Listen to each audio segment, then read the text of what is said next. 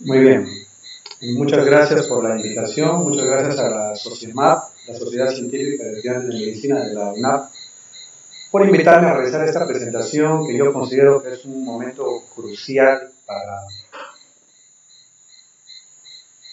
comenzará es un momento crucial para compartir algunas experiencias. Incluso yo considero que algunas cosas ya son un poco tardes en realidad. 3 meses es poco tiempo, pero hay muchas cosas que tenemos que compartir, inclusive con otras regiones o con otros colegas de otras ciudades. Bueno, mi nombre es Juan Carlos Serri Salinas, soy médico especialista en enfermedades infecciosas y en el Hospital Regional de Loreto. Ustedes saben que Iquitos es una de las regiones que está de salida actualmente ya de la epidemia de la COVID-19. Y ya hemos pasado por realmente los momentos más complicados ya de la epidemia, y inclusive ahora podemos decir que estamos en un franco descenso ya de casos, de tener casi 600 camas hospitalizados, en un hospital que solamente da para 200 camas. Actualmente ya solamente tenemos 50, 60 pacientes hospitalizados, incluyendo los que están viniendo ya de las zonas periféricas de Loreto. ¿De acuerdo? Entonces, vamos a empezar más o menos diciendo sobre qué vamos a hablar. Esta no va a ser una presentación sobre nosología o fisiopatología de la enfermedad. Yo estoy seguro que todos los que estamos interesados en esta enfermedad estamos revisando constantemente lo que va saliendo. Lo que yo quiero compartir es un poco lo que nos ha pasado a nosotros y cómo, sobre todo, cómo nos ha pasado este proceso, porque si bien ustedes recuerdan, nosotros apenas terminó China la epidemia, Iquitos fue de las primeras ciudades que empezó la epidemia, y se puede decir que al galope, junto con la evidencia que iba surgiendo, nosotros íbamos recibiendo los casos. Por eso es que es importante compartir la forma como nosotros hemos afrontado esta enfermedad, porque yo creo que hay muchas lecciones que aprender, inclusive podría decir que en realidad hay muchos errores que hay que corregir para que no lo repitan en otras ciudades, en otras regiones. De acuerdo, vamos a hablar un poco entonces de los primeros casos y sobre todo los primeros protocolos que salieron sobre esta enfermedad, la famosa plausibilidad biológica de estas drogas, una lista de drogas que al inicio fue cloroquina y hidroxicloroquina, y después aparecieron otras que nos dieron realmente una esperanza, ¿no? Todos nos entusiasmamos con estas medicinas, los usamos con entusiasmo, pero ahora más bien estamos en una fase también nosotros de decir que más bien muchas de estas drogas no funcionan o no ayudaron. Vamos a hablar un poquito de lo que yo llamo la trampa de las tomografías tempranas. En este caso la tecnología creo que nos jugó hasta en contra, se podría decir, porque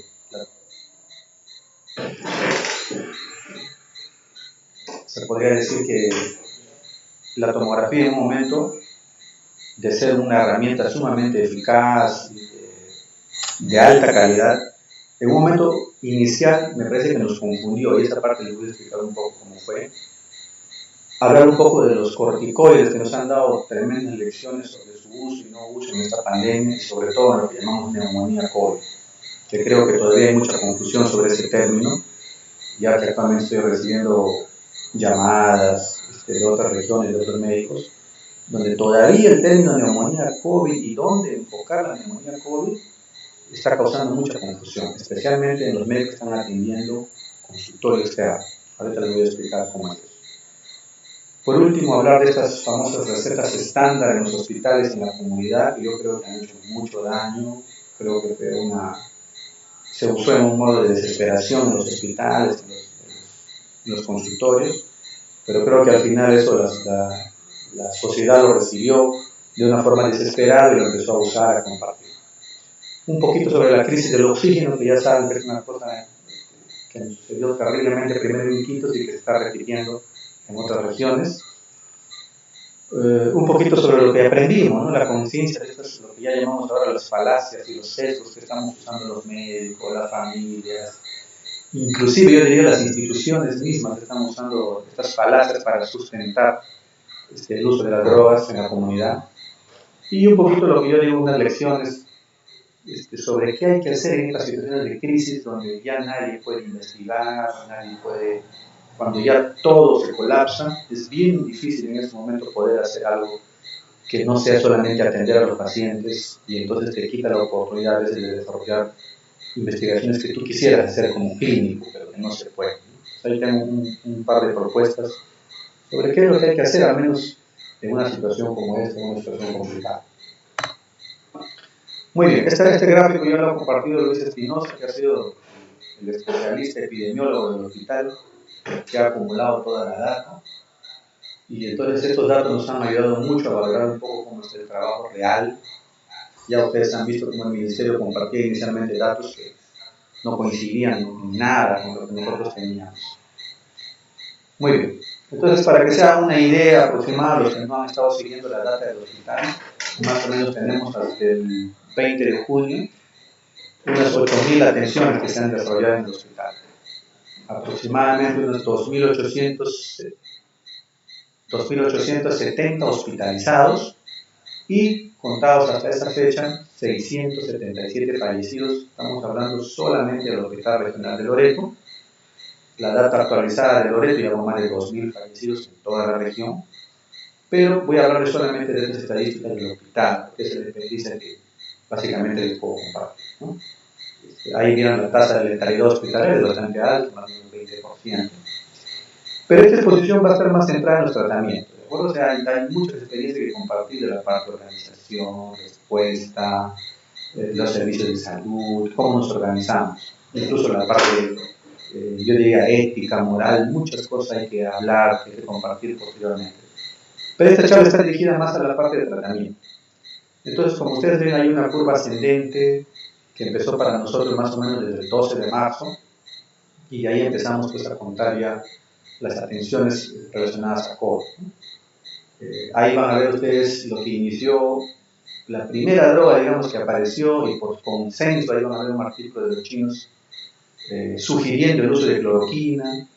Ahí nomás empezó a aparecer la hidroxicloroquina, seguido apareció la citromicina como un ayudante de la hidroxicloroquina, incluso con propiedades inmunomoduladoras. Ahí mismo incluso apareció la ivermectina con efectos in vitro. En la parte inicial todavía me acuerdo que no se hablaba mucho de corticoides, incluso ITSA decía no recomendaba su uso en ninguna de las partes, ¿no? Ahí vamos a ver algunos protocolos sobre eso. Luego de este uso de corticoides inicial que tuvimos nosotros, ya vamos a ver que es la peor parte que tuvimos nosotros acá. Tuvimos la crisis del oxígeno. Ya saben que hubo un periodo terrible donde incluso perdimos compañeros de trabajo en ese momento. Luego tenemos ya otro momento de los corticoides, como haber aprendido, ¿no? Los corticoides pasan después ya a tener un lugar más claro, lo que se conoce ya ahora con los nuevos estudios sobre la fase hipoxémica, incluso la fase ARS temprana, donde se considera su uso actual, ¿no? Y arribita, a propósito, ya le he puesto yo el paracetamol, que parece que vendría al final, pero es la parte donde nosotros estamos ahorita.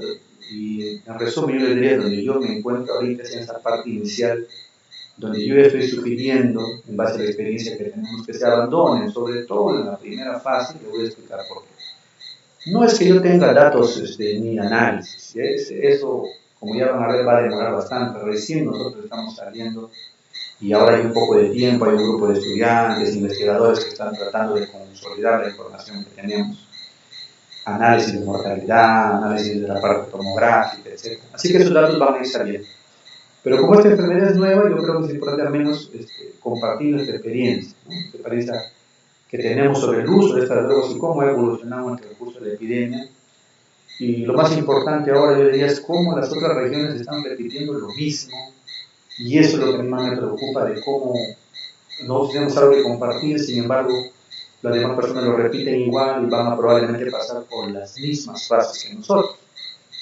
Eso yo creo que es una debilidad en general del sistema, de la parte de investigación, las universidades, todos fallamos ahí porque no pudimos consolidar nada. Estamos acostumbrados a un ritmo no COVID y recién, ya que está acabando la epidemia, estamos empezando a juntar información. ¿De acuerdo? Entonces es importante que esto se comparta y podemos después interactuar un poco con las preguntas que ustedes tengan. Muy bien. Entonces aquí está una de las primeras drogas que usamos. Acuérdense de este estudio más o menos que salió publicado el 12 de marzo y se empezó a circular rápidamente sobre un consenso que fue duramente cuestionado por la calidad de su evidencia, pero como es un consenso, es una opinión de expertos, prácticamente se han juntado un grupo de chinos sobre la experiencia que ya tenían y propusieron esta palabrita que dice, recomendaron el fosfato de cloroquina de 500 miligramos 2 veces al día por 10 días para pacientes, y esta parte es importante, con neumonía COVID leve, moderada o grave. O sea, ellos incluían la palabra ahí, neumonía, leve, moderada o grave, y recomendaban el uso de cloroquina. ¿De acuerdo? Esto fue una parte importante. Nosotros tuvimos mucho entusiasmo, sobre todo aquí en Iquitos, porque primero es una droga que la conocemos bien, ¿no? La cloroquina la usamos durante muchos años, es más, aquí en el hospital la usamos casi todos los días en los pacientes con malaria, y entonces dijimos, bueno, si hay esta droga que funciona o que parece funcionar, la conocemos mejor, entonces vamos a usarla.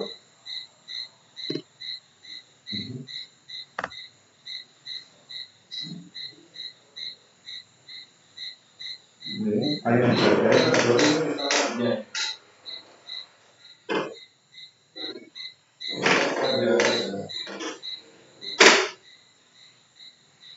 A ver, a ver.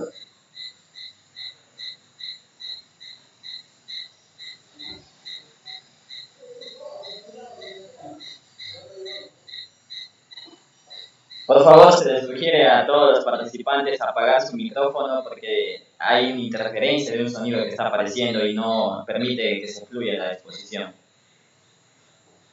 Ahí está, ya estamos de nuevo. ¿Ya estamos de nuevo, Diego? Muy bien.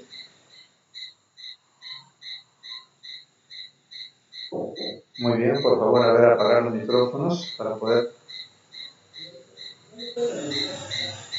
Muy bien. Entonces vamos a hablar un poquito de la primera parte que se refería a los primeros casos. ¿De acuerdo? O sea, cuando llegaron los primeros casos acá al hospital regional, vinieron unos casos obviamente muy al inicio oligosintomáticos, los primeros que ni siquiera se hospitalizaron. Luego a un grupo de ellos, al caso índice, inclusive a los primeros, al caso cero, lo hospitalizamos sin mayor problema, no tenían síntomas. Pero posteriormente, en el transcurso de los días, más o menos 5 o 7 días después, empezaron a llegar los primeros casos graves. Entonces, esos pacientes, como ustedes ven ahí, la tomografía típica con que llegaron, una tomografía que tiene una neumonía difusa, bilateral, con consolidados, con vidrios deslustrados, subpleurales y consolidaciones difusas. Estos pacientes obviamente llegaron en estados avanzados de la enfermedad. Y por lo tanto, como vamos a hablar de tratamiento, ahí ya teníamos, si recuerdan, un grupo ya de protocolos de varias universidades, se compartían protocolos de todo tipo de las universidades, y ahí ya estaban ya incluidas estas drogas, ¿no? Cloroquina, hidroxicloroquina, ya estaban acitromicina, usar antibióticos en caso de sospechar sobre infección bacteriana. Posteriormente se agregó ahí atorvastatina, aspirina, ya estaba ivermectina incluido ya en los casos graves iniciales. Y, como he puesto ahí, los corticoides todavía estaban en veremos, incluso no se recomendaba su uso. ¿De acuerdo? Entonces, nosotros en estos pacientes iniciales, que fueron 3 o 4 pacientes graves que pudimos acondicionar una unidad de cuidados intensivos en el área de infectología, usamos todas estas drogas, cloroquina, algunos hidroxicloroquina, acito, antibióticos, atorvastatina, ivermectina, pero como les repito, corticoides prácticamente no se usó en ninguno de esos primeros casos.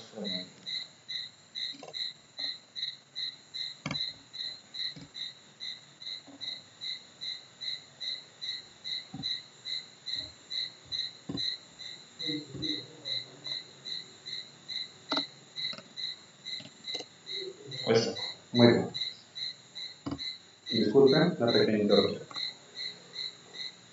Muy bien, esa es la parte para mí más importante de esta charla. Cuando empezaron a salir los datos sobre la fisiopatología de esta enfermedad, nos empezaron a presentar unos gráficos como esto, de diferentes formas. Este es uno de los más tempranos que yo recuerdo revisando ahí en mi celular, de marzo inclusive. y había una propuesta como esta. Si ustedes se fijan bien, ya hablaban de una fase viral o virémica temprana, y después se hablaba de una fase pulmonar, ¿de acuerdo? Y junto con esa fase pulmonar lo dividían en dos partes y se hablaba de la famosa tormenta de citoquinas que se venía después. Pero si ustedes ven abajo en la fase pulmonar, ahí dice que debajo de la fase pulmonar ya se aparecen imágenes anormales en el tórax. O sea, quiere decir que ya había en esa fase probablemente radiografía o tomografías ya alteradas. Ya se hablaba de desaturación en esa parte, porque obviamente si estás en la fase pulmonar de la enfermedad, todo ya suponíamos cuando veíamos este gráfico de que el paciente pues ya está en curso o está en tránsito hacia la tormenta de citoquinas. Si miran más abajo van a ver las terapias potenciales que se hablaban en ese tiempo, y ahí van a ver toda la lista, ¿no? Remdesivir, cloroquina, hidroxicloroquina, plasma convaleciente, y más allácito el corticoide incluso en la mitad de la fase pulmonar, ¿de acuerdo? Pero fíjense ustedes que esto es como decir, bueno, hay una fase inicial, hay una fase pulmonar y la fase hiperinflamatoria a la que todos le tenemos miedo, porque digamos que ahí está el mayor riesgo, porque los pacientes entran a ARS y la mortalidad en esa parte era bastante alta en todas partes del mundo, ¿no? Entonces, cuando nosotros empezamos a ver esto, dijimos, bueno, hay una fase pulmonar ahí que hay que tener mucho cuidado. ¿Por qué es importante esto? Porque esto iba saliendo en el transcurso de la epidemia, inclusive en Iquique, ¿no? Muy bien, este es el otro gráfico ya traducido. Entonces ustedes van a ver ahí una fase inicial, una respuesta viral, una fase pulmonar que le han puesto dos estadios, una fase hiperinflamatoria y nosotros le agregamos ahí una fase de recuperación porque hay muchos pacientes que están sufriendo síntomas post-COVID que no entienden lo que está pasando. Muy bien, en esta parte me voy a detener un poco y quiero que se concentren en este gráfico porque les voy a hacer como retrospectiva. Esta es la parte para mí final y después vamos a regresar a lo que nosotros experimentamos. ¿De acuerdo? Si esa es una fisiopatología probable que cada vez se confirma en este virus, ustedes van a entender, obviamente puede ser puesto un 0 ahí, si ven un inicio de síntomas, un 0, que hay 5 días menos donde el paciente obviamente es la fase donde el paciente está contagiando sin tener síntomas, ¿no? Entonces ahí puede ser 5 o 7 días, se hablaba de un promedio de 13 a 12 días, promedio 5 días, donde el paciente ya está contagiando y cuando inician los síntomas, y esta parte es bien importante que lo entendamos, una vez desarrollada la fase viral, y ahí tienen todos los síntomas constitucionales, fiebre, tos seca, algunos hacen cefalea, malestar de cuerpo, mialgias. No todos tienen fiebre, eso ya lo sabemos ahora, ¿no? Algunos solamente han hecho dolor de cabeza, malestar de cuerpo, algunos han hecho cuadros más gastrointestinales incluso, y algunos han hecho la clásica like influenza o like gripe, tipo gripe, ¿no? Con todo el malestar de cabeza, rinorrea, todo dolor de garganta. Muy bien, pasados esos 5 a 7 días, empieza una fase pulmonar. Entonces ahí nosotros nos confundimos un poco, y como ahora lo tengo ya más claro, les explico mejor, ¿no? O sea, ahí se empieza a desarrollar una invasión inicialmente viral del pulmón. Y se desarrolla lo que se conoce como una neumonitis viral. ¿Por qué es importante esto? Porque hay muchos pacientes que nosotros detectamos con esta fase que he llamado después la maldición de la tomografía. Detectamos pacientes muy precozmente en esta fase y creímos estar nosotros en una fase pulmonar avanzada. Como no sabíamos lo que estaba pasando ahí, incluso si ustedes ven el gráfico allá abajo dice anormalidades radiológicas. Pero nosotros detectamos pacientes al quinto, cuarto día de enfermedad que ya tenían lesiones tomográficas que se veían como una neumonía COVID. Y en ese momento nosotros interpretamos, y en estos momentos yo tengo gente que me escribe de Lima, de San Martín, de Amazonas, donde están preocupados porque como están haciendo radiografías y tomografías igual que nosotros, se encuentran con neumonías y dicen, doctor, ¿qué le doy? Y están desesperados por dar tratamientos muy precozmente, que es lo mismo que nosotros hicimos. Y me explico mejor en este siguiente gráfico. Bueno, primero terminamos esta parte. Termina la fase pulmonar y paralelamente se va desarrollando una respuesta inflamatoria que es progresiva y muchos van a entrar en esta famosa tormenta de citoquinas, que es la fase más grave, los pacientes que entran a distrés respiratorio severo y hacen todas las complicaciones de todo ARS grave. ¿De acuerdo? Pero la mayor confusión que hay que compartir con todos es entender esta fase pulmonar, que a todos ahorita los está confundiendo porque están haciendo más tomografías, están haciendo más radiografías y no saben cómo responder a esta fase pulmonar con lesiones iniciales precoces. ¿De acuerdo?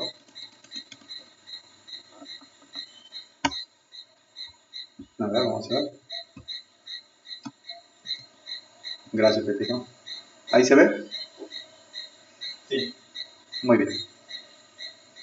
Entonces, recapitulando un poco, ¿no? La respuesta viral, una fase pulmonar, una fase hiperinflamatoria y una fase de recuperación, que ya vamos a hablar después un poquito. Pero en esta fase pulmonar me quiero concentrar, porque ustedes ven ahí que dice disnea y empieza la desaturación. ¿De acuerdo? Y abajito siempre compartían estas imágenes donde dicen anomalías radiológicas, o sea que tú ya encuentras ahí anomalías radiológicas. ¿Qué está pasando? O sea, hay la idea, y nosotros la tuvimos, y aquí les comparto esta situación que nosotros tuvimos, y veo que mucha gente lo está pasando. Cuando tú encuentras una lesión neumónica, subpleural, posterior, en tu cerebro está que esa es una neumonía, y por lo tanto de ahí el paciente ya está progresando a una fase hiperinflamatoria. Lo cual ahora puedo decirlo con más tranquilidad, eso es un error. Hay que tener bien claro esto. No todos los que están en la fase 1, en la fase virémica, van a pasar a la fase pulmonar. Y lo más importante que hay que entender ahorita, no todos los que están en fase pulmonar temprana o incluso fase pulmonar 2 van a pasar a la fase hiperinflamatoria. ¿Qué significa? Que no tenemos que desesperarnos por un paciente que está saturando normal, 98%, doctor, yo estoy tranquilo, y como le tiene un dolor y un malestar de cuerpo y todo el mundo está desesperado, le hacen tomar una tomografía. Esta es la parte para mí más importante. Encuentran una lesión pulmonar y empieza la desesperación. Cuando en realidad, ya les voy a demostrar después, incluso los que hacen lesiones pulmonares se van a curar, inclusive solamente con paracetamol. ¿De acuerdo? Por eso es que ahí les voy a mostrar una guía que es la Universidad de Yale, que se han mantenido firmes en toda la epidemia, y para ellos todo el proceso empieza no con una lesión pulmonar, no con una tomografía, con una neumonía, sino cuando el paciente recién desatura. Ahí es donde empieza, y eso para mí es la lección más aprendida en este periodo, donde debemos empezar a intervenir.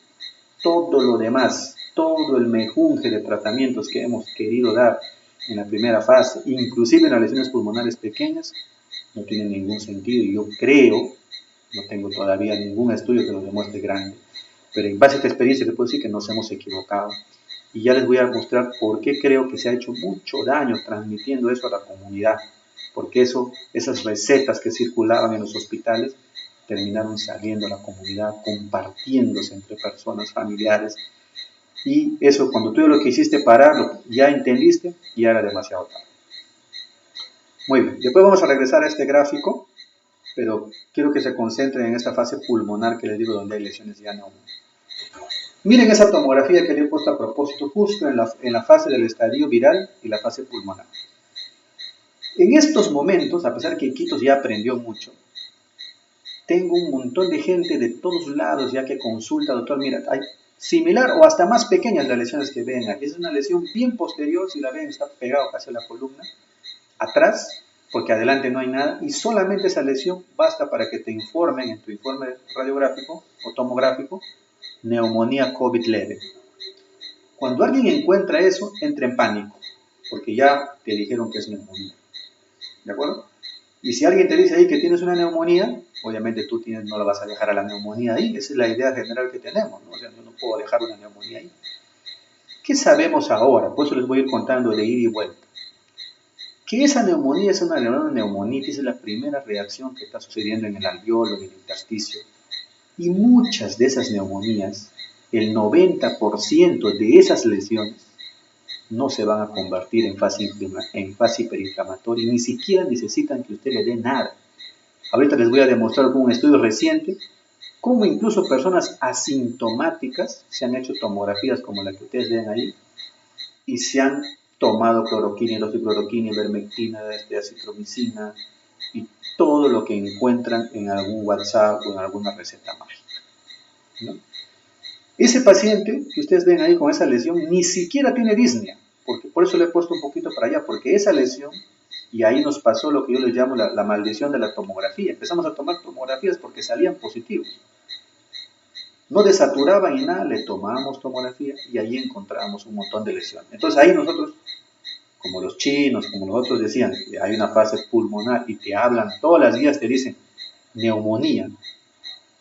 Si ustedes se acuerdan de los protocolos, dicen no neumonía, incluso hay protocolos que te lo dividían así, no neumonía y sin factores de riesgo, no neumonía con factores de riesgo, y después otro grupo de neumonía sin factores de riesgo y con factores de riesgo, ¿no?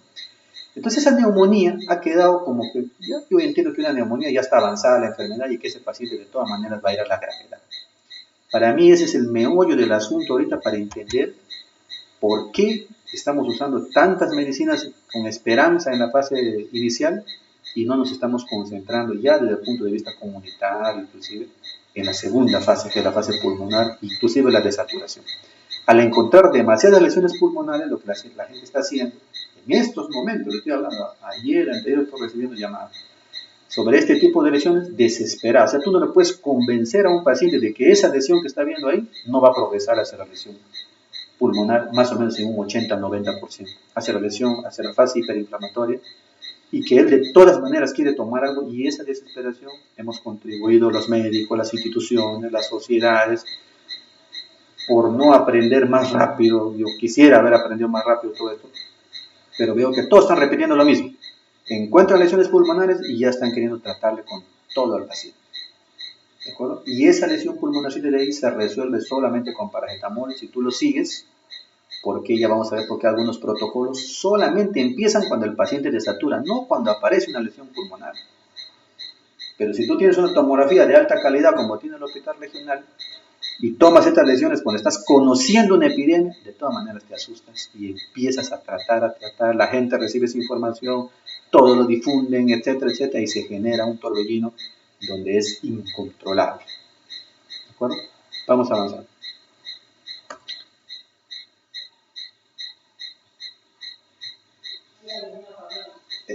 Entonces, en esta fase empezamos a usar, como ustedes ven ahí, lo que decían las normas que se debería usar en fases graves, lo jalamos. Y eso es lo que está haciendo la gente ahorita. Jala las medicinas que estaban inicialmente para las fases neumónicas avanzadas, se empezaron a retroceder. Y eso es lo que pasa en la comunidad. Y eso es lo que nos pasó a nosotros. Cuando vemos esa lesión pulmonar, de todas maneras queremos tratarlo. Y ahí a esas lesiones le tratamos con hidroxicloroquina, con cloroquina, con acitromicina. Después apareció la ivermectina con fuerza y ahora hay ciudades enteras que están ivermectinizadas, ¿no? O sea, que creen que esa va a ser la salvación. Ojalá lo fuera. Pero ahí está la confusión. La neumonía que están viendo ahí todos, creen que eso hay que tratarle de todas maneras. Pero no se escucha. ¿Se escucha? No, no se escucha.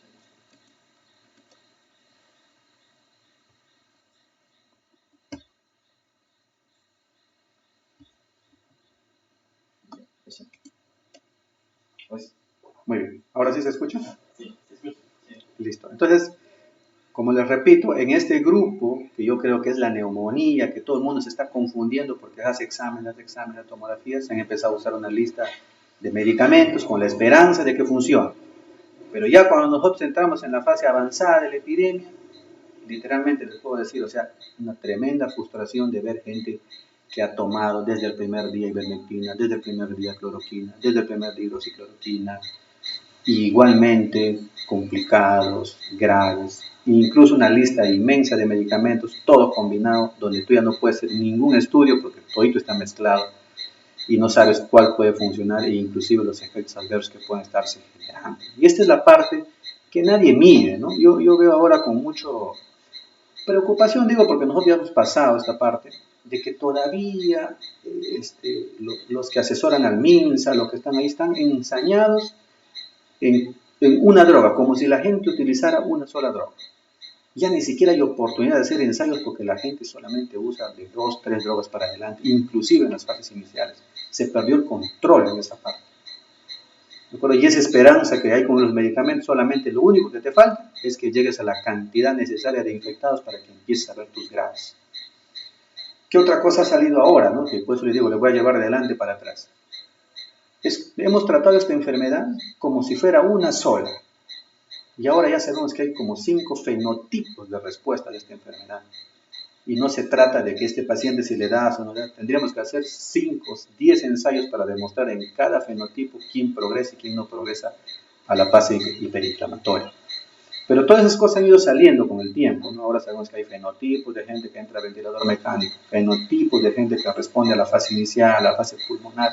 Es como si hubieran 10 enfermedades. Y entonces estar enfocándonos solamente en una medicina, en 2 medicinas, que tuvimos la esperanza de que funcionen, para mí es una pérdida de tiempo, porque ya todas las ciudades están repitiendo prácticamente lo mismo. Muy bien, entonces esa parte es importante. Esta es una guía que a mí ya actualmente pues prácticamente admiro mucho de la Universidad de Yale, porque ellos se han mantenido firmes desde el comienzo. Y esto es para mí es una de las principales lecciones aprendidas, ¿no? Si tú no empiezas a hacer ciencia desde el comienzo, pues te vas a perder. En algún momento decidimos todos usar esta medicina, nunca nadie hizo un brazo control, nadie dijo hagamos un grupo sí, a un grupo no, nadie se anima, miren ahora, nadie se anima, a pesar que yo les digo a muchos médicos y toda de mi experiencia, anímense a tratar con paracetamol en la primera fase, incluso a los comórbidos, y nadie acepta. Le digo, haz tu grupo control. Yo tengo gente que me dice, no, yo le estoy dando ivermectina a todos. Peor si es diabético y hipertenso, le doy su ivermectina y su hidroxicloroquina. Le digo, esas drogas no están probadas. Úsalo, dale a 10 y a 10 no le des y vas a ver que es lo mismo. Yo ya estoy en la otra fase. Los pacientes que me llaman en la fase 1, les digo, no tomes nada. Es más, les advierto que si toman algo nos va a confundir. Hay pacientes que se toman medicamentos y después vienen con reflujo gastroesofágico, náuseas, te hacen una serie de cuadros que al médico, al clínico que está atendiendo lo confunde. Tú no sabes si es por el COVID, si es por la ansiedad, si es por la reacción adversa a la ivermectina, si es por la reacción adversa a la hidroxicloroquina, los temblores que tiene. Entonces, eso causa más confusión y eso la gente no lo está aprendiendo porque no ve pacientes. Los que están opinando sobre eso son gente que está recopilando 30 casos, llama a su amigo, le dice 30, 20, 40 casos. Pero nadie está haciendo grupos. Yo ya tengo cantidad de pacientes que yo manejo y les sigo con paracetamol hasta la quinta fase, hasta la segunda fase, 7, 10 días, 12, ya pasó. Lo tranquilizo, le aviso que tiene que monitorizar su frecuencia respiratoria, si es posible su saturómetro y la mayoría va bien. Pero me concentro en ese grupo que quiere desaturar y ahí hay que poner todo el esfuerzo. Por ejemplo, esta guía, este protocolo que hasta ahora se mantiene igual, de hielo. Para ellos, todo empieza cuando el paciente desatura. No te dicen fase neumónica, fase no neumónica, que nos causó confusión con la tomografía. Tiene una tremenda lesión neumónica posterior, pero no desatura. Ellos no lo consideran. No te dicen no neumonía, sí neumonía, como hacemos nosotros en las guías.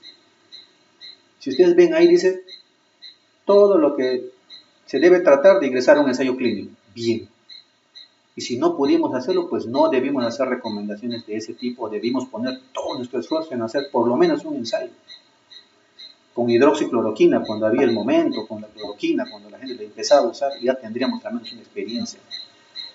Pero nos concentramos en recetar eso, en esperanza que lo peor continúa todavía. Después de 3 meses continúa. Y miran otros hospitales, otras universidades, cómo se mantienen firmes. Si no pasa ensayo clínico, listo, espero que el paciente lo monitoree. Si no desatura, soporte. ¿Qué significa soporte? El cuidado estándar, sintomáticos, paracetamol, profenamina, calmar el dolor y monitorear su frecuencia respiratoria y su saturación. Recién cuando desatura, yo empiezo a evaluar las drogas que tienen posible efecto y ellos han cambiado 2 veces su protocolo.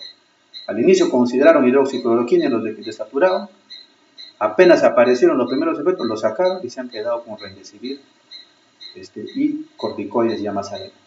nada más. En ellos no usan y se mantienen firmes así y así lo siguen haciendo. Muy bien, la otra parte, ya hablando un poco de lo que sucedió en el hospital.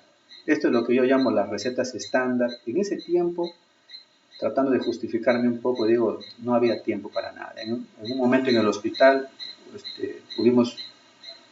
estuvimos 8 médicos prácticamente, atendiendo casi 400 pacientes. No había forma, o sea, no hacíamos evoluciones, nos concentrábamos, mira, por eso es el error de concentrarse en estos medicamentos. Toda nuestra energía hospitalaria, nuestro tiempo, todo estaba dedicado a hacer el RP. Evaluábamos al paciente, lo saturábamos, lo examinábamos, lo rapidito, 30 segundos, y teníamos que hacer el RP porque si no, no llegaba la medicina, la enfermera no sabía qué poner, toda la energía se concentraba en poner estos medicamentos.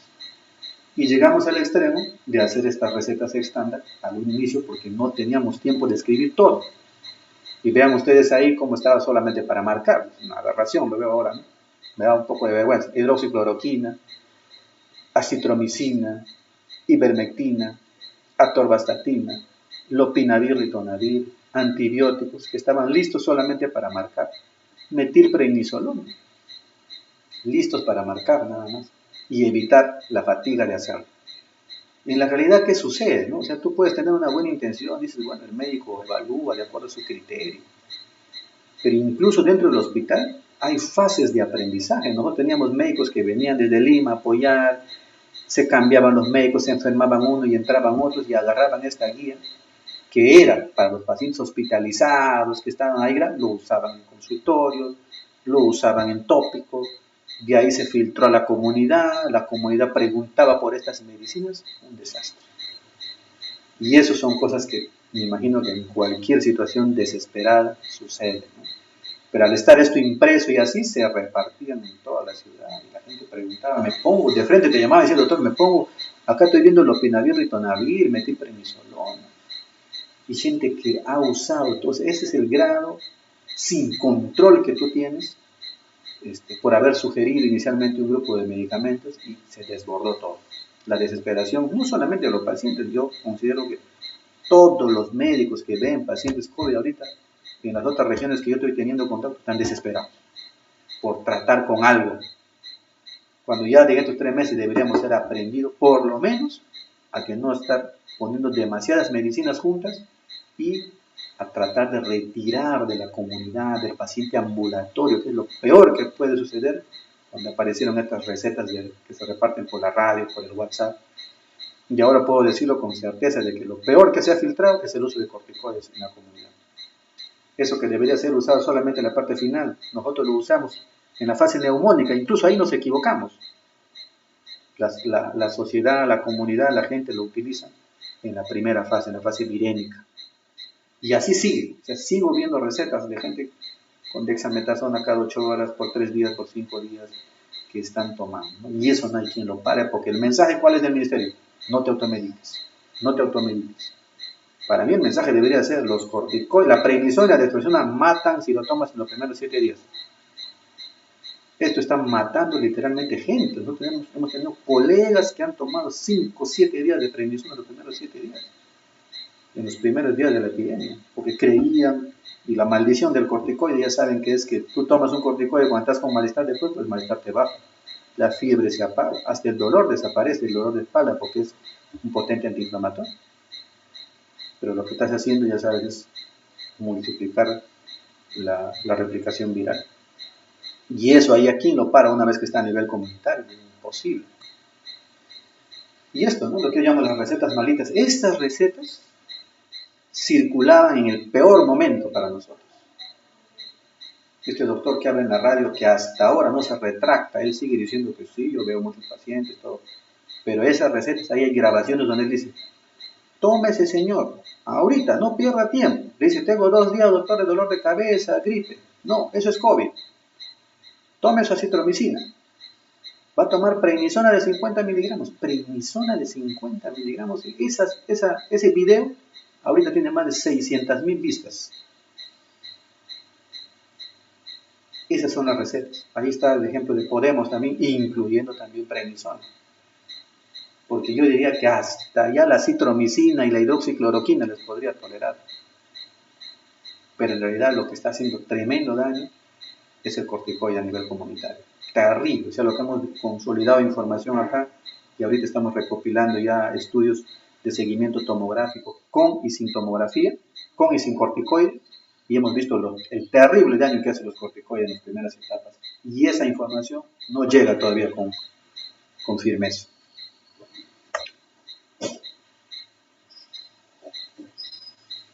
A ver, un micrófono por ahí suelto. Listo, a ver. Entonces, este mensaje tiene que quedar claro, y no, yo no veo que se transmita así, ¿no? Todo el mundo dice, sí, hay que usar corticoides en la segunda fase. Hay que advertir, y hay que advertir bien a la comunidad de que los corticoides en la primera fase realmente empeoran todo. Y hay que transmitirlo bien. Mata. Los corticoides, si lo usas mal, te mata. Peor ahora con esto que ha salido la OMS sobre recovery en la segunda fase, ¿no? La fase hipoxémica, con el ARS temprano, ni hablar. Cada vez hay mayor uso de corticoides a nivel comunitario. Pero esto yo estoy hablando de estas recetas, estamos hablando de inicios de abril, cuando salieron todas estas recetas. Muy bien, entonces yo quería centrar mi exposición, como yo les explicaba, en esta fase temprana y cómo nosotros nos confundimos cuando vimos tomografías con infiltrados neumónicos. Porque todas las guías, ya les dije, decían no neumonía, sí neumonía. ¿De acuerdo?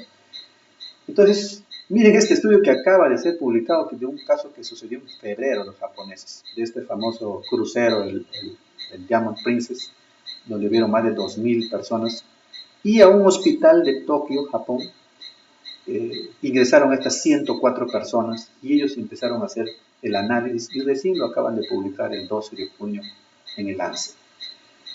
Si hubiera tenido esta información temprano como clínico, me hubiera ayudado porque aquí dice 3 cosas que para mí son fundamentales en esta enfermedad. ¿De acuerdo? Primero quiero que miren las tomografías que están ahí y ustedes van a ver, todas tienen lesiones pequeñas, posteriores, subpleurales, en vidrio deslustrado, algunas ya incluso consolidadas más abajo, y todas esas tomografías son de pacientes asintomáticos. Es decir, en este crucero tomaron pruebas moleculares y a estos 104 que salieron positivos los llevaron a un hospital porque no tenían espacio para todos. Entonces, en ese hospital llevaron a ese grupo solamente y de ese grupo se trata el estudio. Entonces, este grupo, hay dice bien clarito, 104 positivos, de los cuales 43 eran asintomáticos, no tuvieron síntomas, y 71 se catalogaron como leves o severos. ¿De acuerdo? Estas tomografías que les estoy presentando ahí son de los asintomáticos. Ellos le hicieron tomografía, como esta enfermedad no se conocía, le hicieron tomografía incluso a las personas que no tenían síntomas. Y miren lo que encontraron.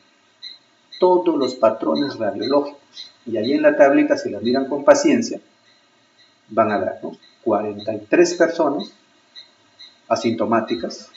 Y miren qué porcentaje tenían anormalidades radiológicas. 58%, o sea, 25 personas de esas asintomáticas tenían cualquiera de esos patrones que ustedes ven. En el transcurso, como les hicieron seguimiento, de esos 43, 8 se convirtieron en sintomáticos. Y de esos 8, 80% tuvieron anormalidades radiológicas, tomográficas. Y de los que permanecieron asintomáticos durante toda la enfermedad, vean ahí 17 que se mantuvieron asintomáticos, 52% tenían lesiones pulmonares que ustedes están viendo ahí. Si tú le preguntas a un médico ahorita de San Martín, que está viendo casos comunitarios y le llevan una tomografía como esta, él le empieza a dar tratamiento y le mete todo el mejunje que ya conocemos nosotros. Y ahí esos pacientes se recuperaron sin ningún tratamiento, no le dieron nada, porque eran asintomáticos. Significa que hay mucha confusión, o sea, el mensaje, si bien es cierto, está llegando, pero hay mucha parte donde el mismo paciente, si tú le haces una tomografía y le dices infiltrado neumónico subpleural, esos pacientes se van a recuperar con quión, con cloroquina, con hidroxicloroquina, con agua bendita, con lo que sea que le des a una planta, y se van a recuperar porque son cuadros leves, pero con lesiones pulmonares. Entonces aquí viene esa parte que yo le cuestiono a todo el que me habla ahorita y me dice, doctor, yo ya tengo 50 pacientes que les he tratado con hidroxicloroquina y todos van bien. Bueno, le digo, estás cometiendo la famosa falacia post-hoc, ¿no? O sea, lo mismo que siempre hemos criticado a los pacientes. Los pacientes acá, yo tengo pacientes que se molestan, incluso el doctor, toda mi familia se ha curado con quión y con eucalipto. Afortunadamente no fuimos al hospital, porque seguramente ahí nos mataban. Pero todos nosotros, toda mi familia se ha curado con quión. Entonces, siempre hemos criticado eso a la familia. Señora, lo que pasa es que son casos leves. Pero los médicos están cometiendo el mismo error. Juntan sus 50 casos, juntan sus 80 casos, y lo que sea que le dan, y como funciona, y sus pacientes no se complican, están viendo puro leve, inclusive con lesiones pulmonares. Entonces ellos sacan una conclusión y dicen, no, la ivermectina está salvando vidas porque acá está mi tomografía, mira, ve, esta lesión tenía un infiltrado ahí, y este paciente se han curado. Los 40 que yo he tratado se han ido espectacular. La misma falacia que cometen los pacientes lo estamos haciendo nosotros. Estamos haciendo. Yo también igualito cuando inicié con la cloroquina decía, uy, la paciente está yendo bien. Cuando en realidad lo único que falta es que llegues a la cantidad suficiente para que te empiecen a llegar los graves. Este estudio para mí es extraordinario, que ha salido porque a pesar que es retrospectivo y junta a estos pacientes que salieron positivos, asintomáticos con lesiones pulmonares. Entonces ahí destruye todas esas personas, todas esas que están entusiasmadas en decir lesión pulmonar igual a que este paciente va a ir a la fase grave. No es cierto. Entonces tienes probablemente 95% de pacientes que se van a curar con soporte solamente. Si tú analizas este artículo te darás cuenta de que hay un montón de pacientes, inclusive con lesiones pulmonares, que no amerita que le des nada porque son asintomáticos o oligosintomáticos y los pacientes se van a resolver solos. ¿Y qué es lo peor de entender esto? Ahora, de que toda la energía del tratamiento está concentrada en la primera fase. Cuando en realidad debería ser, desde mi punto de vista, de este aprendizaje que yo he tenido acá y que lo comparto, que por supuesto puede ser sometido a cualquier debate, porque nadie es dueño ahorita. ¿Quién tiene un ensayo clínico para decir esta es la verdad absoluta? Sino que yo entiendo de que este mensaje no llega y todos están concentrados en la primera, cuando toda nuestra energía debería ser puesta en la segunda fase, cuando el paciente desatura, identificar a ese que desatura, atenderlo rápido. Todo se congestiona. Los pacientes aquí se tomaban tomografías 1, tomografía 2, tomografía 3, congestionaban las tomografías y el que necesitaba a veces no llegaba a la tomografía. Y eso debe estar pasando en todos lados. Cuando esos pacientes deberían ser monitoreados desde su casa. Tranquilo, no desatura, no tiene frecuencia respiratoria elevada. Va alguien, si no tiene su saturómetro, dígame cómo está, tranquilo. Y pasa los 10, 12 días, ese paciente no va a pasar, así haya hecho una lesión pulmonar, no va a pasar a la fase inflamatoria. Pero nosotros en el Perú seguimos concentrados todavía en la primera fase, y eso es lo más preocupante. Muy bien, otros países son más precavidos, digamos, esto acaba de salir del ITSA. Y para resumir solamente lo que es la fase, los antivirales que están usando, ¿no? Vean ustedes, el Remdesivir acaba de tener un nuevo impulso con un estudio que ha salido, sugieren uso del Remdesivir, incluso dan 5 días. Glucocorticoides para los pacientes que requieren oxígeno. Ojo, mira, ya no dicen neumonía, ya. Pacientes que requieren oxígeno. Ese salto nosotros todavía no lo damos. Seguimos hablando de no neumonía, neumonía. Recomendado en ensayos clínicos, se mantienen firmes. Si no vas a hacer un ensayo clínico, mejor no lo hagas, porque podrías estar, eso es lo que no entiende la gente. Dicen, ¿no? Hidroxicloroquina es una droga segura, por supuesto. ¿Cuántos años se ha usado en pacientes reumáticos? Ivermectina es una droga segura. 2 billones de dosis usadas en todo el mundo. Sí, pero para esta enfermedad no se ha probado y podrías estar en el brazo equivocado. Eso es lo que no quieren comprender. ¿A qué me refiero? De que tú si vas a hacer un ensayo tendrías que hacer un ensayo con sintomáticos, con paracetamol y un ensayo con ivermectina. Y podría ser que la ivermectina esté en el brazo equivocado, de que aumente la mortalidad a la larga, aunque sea poca, pero que la aumente. Pero no, o sea, uno quiere dar algo porque es una droga segura, pero segura en condiciones normales. En condiciones de desesperación y epidemia, yo estoy seguro que está haciendo daño. Y eso lo hemos mostrado con esta aplicación de la ivermectina de uso veterinario, doble dosis, triple dosis. Le ve otro médico, le repite la dosis de hidroxicloroquina, le agrega otro medicamento y se genera un desorden en medicinas que están completamente en duda su eficacia. En cambio ellos, más seriedad. Hidroxicloroquina más acitro sugieren en contra, salvo que lo hayas en un ensayo clínico. En contra. O sea, ni siquiera te dicen ya, bueno, hay que usarlo vigilando. En contra. Salvo que lo sometas a un ensayo clínico. Ahora, por decir este famotirine, que es un antihistamínico que han encontrado un grupo ahí que parece que mejora. Obviamente, como debe de ser, someterlo a un ensayo, a un grupo control. Y sugieren en contra de los corticoides, miren, en pacientes que no requieren oxígeno. No dice no neumonía ni neumonía. Esa es la parte bien importante que demos ese salto, porque la gente sigue haciendo tomografías y basando su terapia en tomografías o radiografías. Cuando lo que debe basar la terapia es en la saturación de oxígeno. Muy bien. Volvemos a este cuadro que para mí es el médico que logra entender estas fases y ubicarse en qué fase está tratando al paciente. Para mí ahorita es la clave para la atención primaria.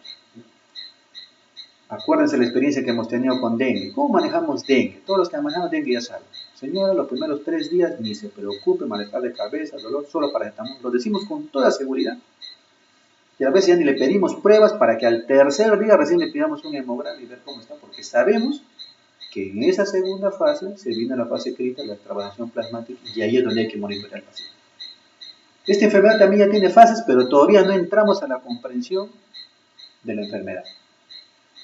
O sea, la gente todavía está desesperada en la primera. ¿Por qué? Porque esta comprensión de la fisiopatología, de lo que ya se ha aprendido, hay que transmitirlo rápido, es decir, ¿no? Porque en ciudades que están en epidemia realmente es bien complicado transmitir una información, incluso como esta. Decirles tranquilo, acá estás en una fase viral. No todos los que están en la fase 1, que están con fiebre, van a pasar. Así sea diabético, hipertenso, obeso, fumador pesado, fibrótico. No todos van a pasar a la fase pulmonar. Tranquilo, monitorea. Y si ya está en la fase pulmonar, le encontraste una pequeña lesión pulmonar, tranquilo, ni siquiera ellos todos van a pasar a la fase hiperinflamatoria, te van a desaturar. Así que tu misión solamente es monitorear que ese paciente entre o no a la fase hipoxémica, desatura y empezar un nuevo tratamiento que ahora sí hay otros que ya han demostrado algo. ¿No? Valorar tu uso de antibióticos inmediatamente, pedir tu hemograma, tu PCR, ahí tienes que acelerar, ahí concentrar los esfuerzos. Y apenas empieza la desaturación o hay signos de respuesta inflamatoria, empezar dexametasona a dosis bajas, ni siquiera esas dosis de caballo que estábamos dando. Entonces, si tú concentras toda tu energía ahí, vas a tener bastante espacio para tu atención primaria, etc. Pero si nosotros seguimos ensañados en estas drogas en la primera fase, vamos a seguir avasallados por todo el sistema de salud colapsado, porque hasta la energía hospitalaria se concentra en esos medicamentos. Muy bien. Aquí un poquito para repetir lo que yo, ya revisando ahora sobre los errores que hemos cometido, digo, bueno, estas son falacias clásicas que están escritas en todas partes. ¿Por qué creemos que con 100 pacientes curados con ivermectina ya es la salvación? 50 pacientes con hidroxicloroquina ya es en una enfermedad que probablemente hasta un máximo de 5% va a fallecer.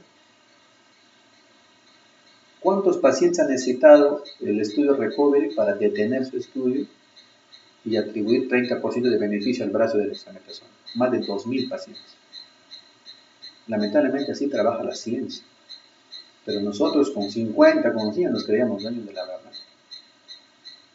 Y así están haciéndolo. Yo veo los asesores, dicen, no, a mí me han informado que mi equipo es un doctor que le aplicaba 100 pacientes y les ha ido bien a todos. Con 100 pacientes leves que se van a curar hasta con agua bendita. Es el mismo error de las familias que dicen que se han curado con kion. Para mí no hay ninguna diferencia. Y ese es el famoso error, la falacia post-hoc, ¿no? Creer que porque algo sucedió antes, esa es la causa de que sucediera la curación, cuando no es así. Y nosotros estamos cometiendo todo el tiempo, argumentando nuestras drogas, argumentando esta otra. El argumento ad ignorantiam, que es otro clásico también. Para mí el mejor ejemplo es la ivermectina. Es una droga segura, la conocemos bien, la usamos todo el tiempo, nuestra espongiloidosis, todo. Y cuando tú le cuestionas, dice, no, pero no hay ninguna prueba de que no funcione. Como no hay prueba de que no funcione y por ahí hay una plausibilidad biológica, entonces no, pues no tengo nada que me diga, no me impida usarlo. Está bien, yo digo que hay que usarlo. Y de hecho hay una gran esperanza. Pero hay que hacerlo, pues, hay que poner nuestra energía en hacer nuestros grupos controles, que las universidades, todos colaboren. El ministerio debería ya a estas alturas por lo menos recopilar información y haciendo aunque sea grupos control. Y se van a dar cuenta, y eso es lo que yo hago ahora, ¿no? Paracetamol. Y si no desatura, la mayoría se va tranquilo, pasa sus 12 días, 10 días y no pasa nada. Así tenga tomografía con una lesión pulmonar. Y ni siquiera se atreven a hacer ese grupo, porque la gente me dice, no, pero ¿cómo? ¿Y si es diabético? Es como si te hubieras obligado a darle algo que no sabes que funciona y que, como yo digo, podrías estar en el brazo incluso equivocado. Y al final resulta en un estudio posterior que la ivermectina termina en un pequeño grupo agravando el cuadro. Pero estamos ensañados con esa droga. Ivermectinizados. Sesgo de supervivencia. Gente que tiene un caso, 2 casos, no, yo le he puesto 1 gramo de metilprednisolona y presenta su cuadro y dice, mira, acá está la neumonía y se mejoró. Un caso. Agarran los casos de sobrevivencia y dicen, no, toda la familia usó ivermectina. O sea, están vivos, todos han estado con neumonía y salieron. Y le atribuyen a eso. Otro sesgo que es clásico también en la literatura. Pero que la cometemos en situación de crisis. Como digo, nuestra formación en esas partes está bien tela. Que sigue igual, ¿no? Las otras regiones y ciudades para mí están cometiendo los mismos errores. Yo he seguido un poco de cerca lo que está pasando en Amazonas, algo en Piura, lo que está pasando ahorita en San Martín, colegas que me dicen, no, Juan Carlos, mira, les cuento la experiencia, les digo, no concentres tu energía ahí, trata de jalar un poco para tu fase hospitalaria, tu oxígeno, asegura el monitoreo de la frecuencia respiratoria, los saturones, no, le gana, porque él también como médico quiere creer que la hidroxicloroquina, la ivermectina va a evitar que colapse. Ya colapsaron todos. Ya entraron a la fase que entró Iquitos. Pero no puedo, digo, yo, mi experiencia tampoco es nada, ustedes saben la pirámide de evidencia. Mi experiencia del doctor Celis, la experiencia del hospital regional, para llegar a un metanálisis, un ensayo clínico controlado, hay 12 pasos. Entonces tampoco espero convencerlos con lo que digo, ¿no? Pero mi cuestionamiento es que ya a estas alturas deberíamos haber aprendido a organizarnos, las universidades, el ministerio, a sacar más datos, a compartir ya algo más de evidencia, siquiera un grupo control, para poder decir, mira, a ver si es cierto, compadre, estamos va igual, tranquilidad. No concentrarse en la fase de la viremia, sino en la fase pulmonar. O sea, es una lección para mí. ¿Quiénes están haciendo eso? Y por eso lo he revisado hace poquito. En Colombia, no, ni siquiera en todo Colombia, en Medellín, eso que ustedes ven ahí es el kit COVID de Medellín, comparado con el kit COVID del ministerio, ¿no? Donde incluye acitromicina. De ellos su kit COVID, miren, pulsoxímetro, termómetro, su alcohol gel y una mascarilla. Lo que real, ya entendieron, para mí ellos ya entendieron o ya habrán pasado por esta fase. Nada de concentrarse en medicamentos, porque eso se convierte en la comunidad, se multiplica por sobretratamientos, efectos adversos, múltiples drogas. Ya lo entendí. Y ojalá sigan así, porque Colombia está como ejemplo ahorita de Sudamérica más o menos controlando. Pero miren ese kit COVID comparado con el kit COVID. Para mí está en otro momento de la comprensión de la enfermedad. Bueno, algunas lecciones, ¿no? Ya todo el que entiende de investigación dice, pues, imposible que tú puedas hacer pues, un control en una situación de crisis donde no hay manos, no hay médicos, falta oxígeno, falta enfermeras, todos se enfermaron, los médicos muriendo y todo, ¿y cómo haces? ¿No? Primero, yo creo, yo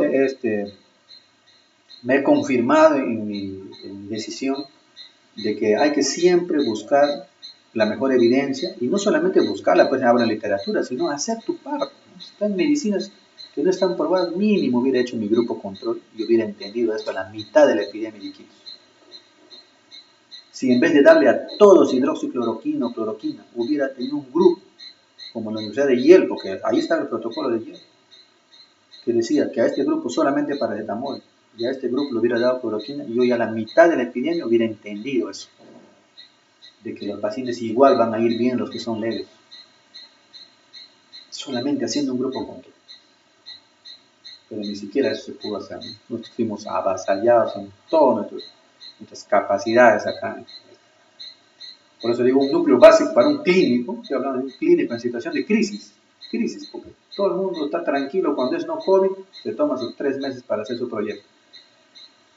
Debería ser su grupo control sobre estos medicamentos que no tienen ninguna demostración de nada. Hay que prepararse para responder, aprender, investigar y enseñar más rápido, porque esta enfermedad, yo siempre les decía a los residentes, siempre está 2 semanas adelante de lo que tú estás pensando. Cada vez que quieres hacer algo, quieres cambiar algo, y ya se regó la comunidad. Te das cuenta de que va a faltar el oxígeno, cuando llegue el oxígeno ya no hay nada que hacer. Quieres solucionarlo, ya te ganó 2 semanas, 3 semanas.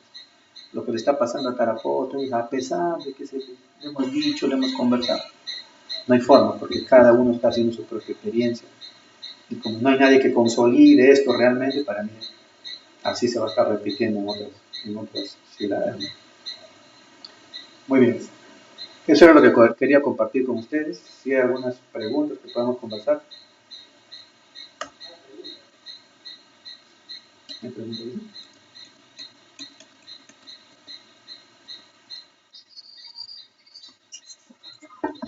¿Cómo está?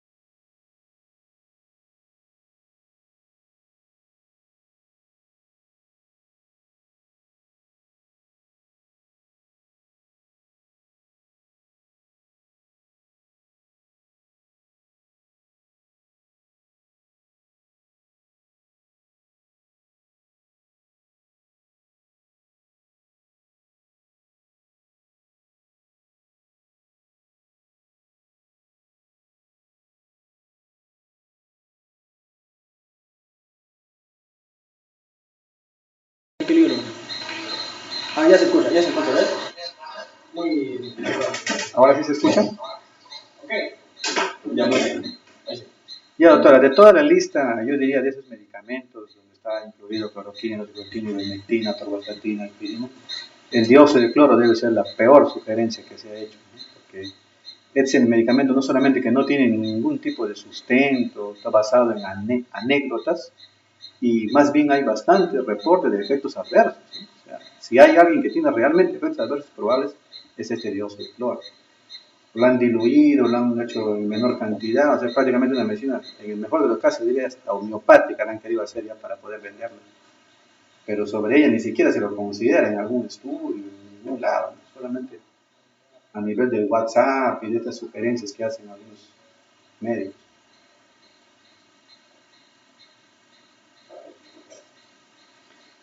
Muy bien, una otra pregunta.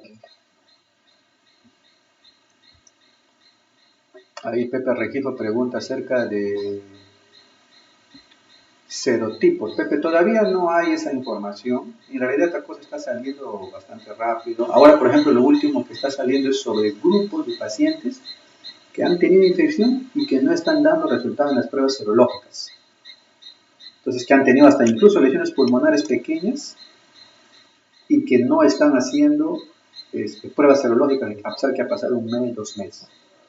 Y han detectado grupos de pacientes que hacen, sugieren, ¿no?, la hipótesis de que no alcancen el nivel de anticuerpos suficientes para teñir, pero que inclusive podrían estar protegidos con su nivel bajo de anticuerpos.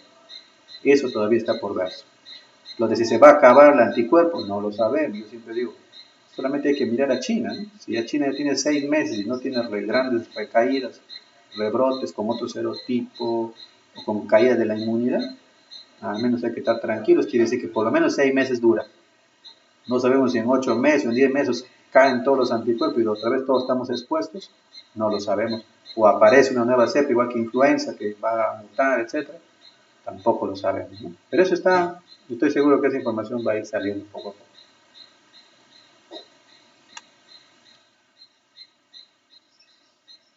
Buenas noches. Jorge. Sí, Jorgito, dime.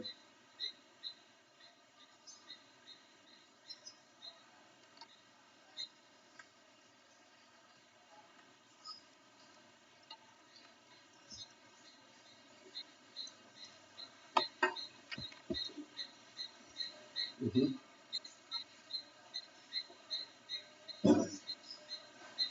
Ya.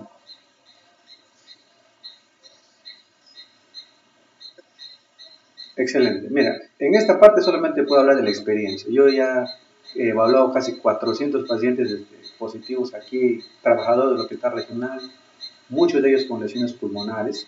Los que han hecho lesiones leves, yo diría menos del 30-20%, en 4 semanas ya no hay ni siquiera huellas de esa lesión. Pero los que han estado hospitalizados con lesiones que han hecho consolidaciones, neumonías, etcétera. Mira, hay pacientes que han pasado ya 2 meses, todavía están cansados, todavía les falta rehabilitación pulmonar, tienen secuelas fibróticas que se dejan ver todavía en la tomografía. Entonces yo diría que ahí todavía hay mucho que aprender, hay que seguir investigando, hay que juntar casos y hacer seguimiento. El más largo que he visto ahora es un paciente que ya tuvo los primeros de abril y que estuvo en UCI y todavía tiene lesiones pulmonares cicatriciales. O sea, tiene ya lesiones, al parecer ya establecidas, lesiones cicatriciales. Y entonces parece que todo va a depender de la gravedad, ¿no? El paciente, ya he visto pacientes que han tenido desaparición completa de sus lesiones, recuperación completa de su capacidad pulmonar, así como pacientes que, como te repito, de la UCI con cuadros graves que parece que van a tener una larga recuperación.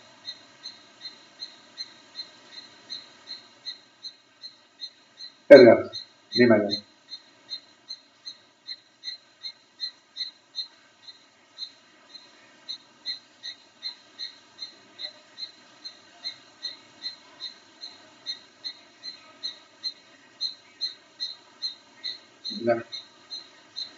Claro.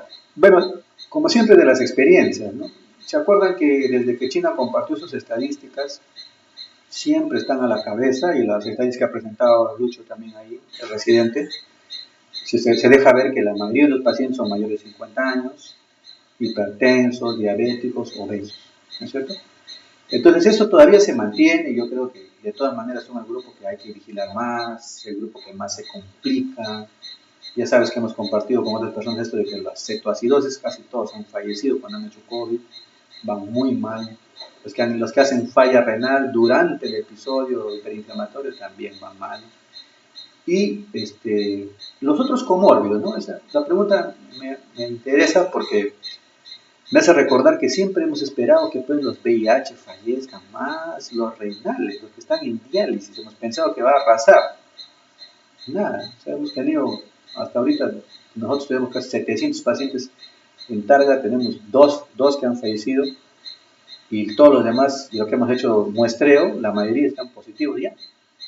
En diálisis, lo poco que se ha podido analizar, ¿no? El 80% de los pacientes está positivo, ya está con IgG y la han pasado tranquilos. Pocos se han hospitalizado. Pero ya se escucha también de algunas experiencias esto de que los que tienen enfermedades reumatológicas, inmunológicas, al parecer no le han pasado tan mal como siempre suponemos que va a ir con estas personas porque asumimos un grado de inmunosupresión.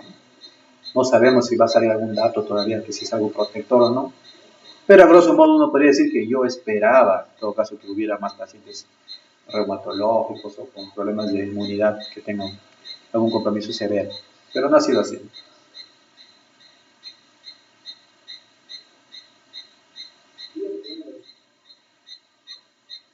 Sí, Cristian.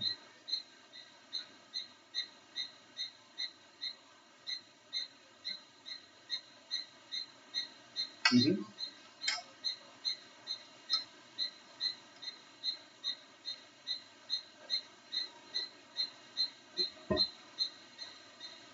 Sí, buena pregunta. De los casos que yo recuerdo, o sea, primero que no he tenido pacientes con tuberculosis activa, ni siquiera sospechosos tomográficamente hospitalizados en cantidad. Es más, recuerdo dos que entraron como COVID porque tenían lesiones y cuando lo hicimos analizar tomográficamente hasta por el radiólogo me dijo, eso no es COVID, eso es tuberculosis. O sea, tenían lesiones por tuberculosis, eran COVID, pero no habían desarrollado más lesiones pulmonares. Eso también es otro detalle interesante, pero que, como ya repito, no hay que sacar conclusiones todavía muy apresuradas sobre estos pacientes con comorbilidad.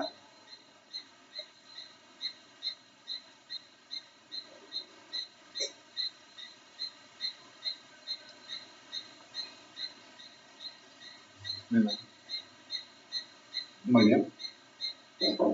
Muy bien, eso sería todo.